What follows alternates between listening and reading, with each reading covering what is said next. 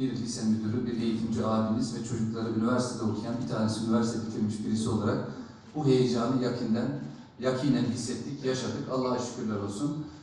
Sizlerin de gelecekte, özellikle bir iki istatistik vereyim, onun üzerinde hemen bitireyim konuşmamı. Biraz da beklettik sizi, kusurumuza bakmayın, olur mu? Dünyada en fazla patent sahibi olan ülke Litvanya'dır.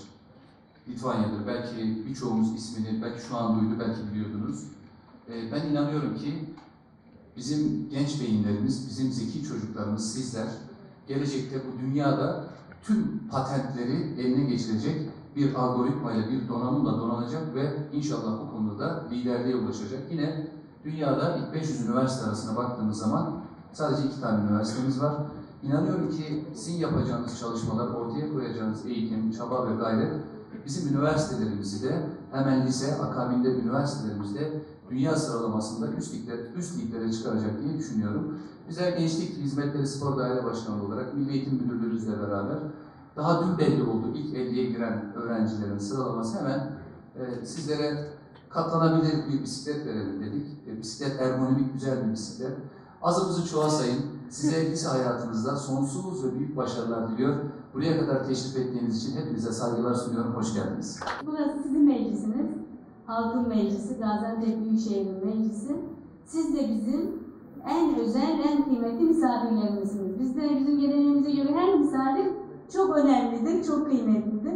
O yüzden evimizin en güzel tarafını biliyorsunuz, misafir odası yaparız. Soframızda misafir gelecek diye elimizde ne varsa en güzelini çıkartırız.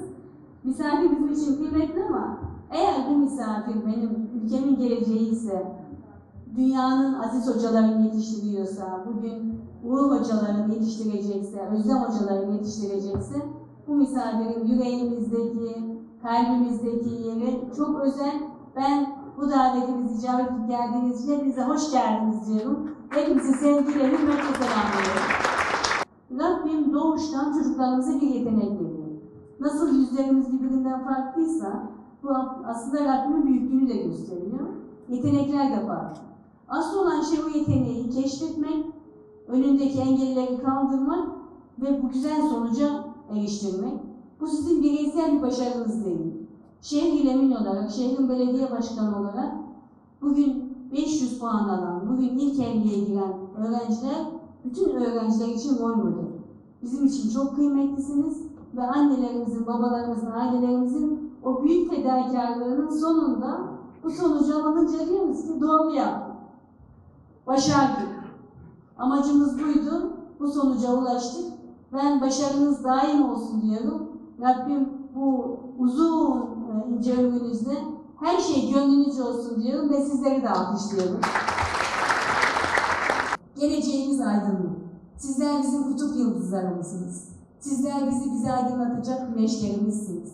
Sizler bizim aydınlık yardımlarımızsınız. Sizler bizim başımızın tacı. Her şeyimizsiniz. İyi ki varsınız diyorum.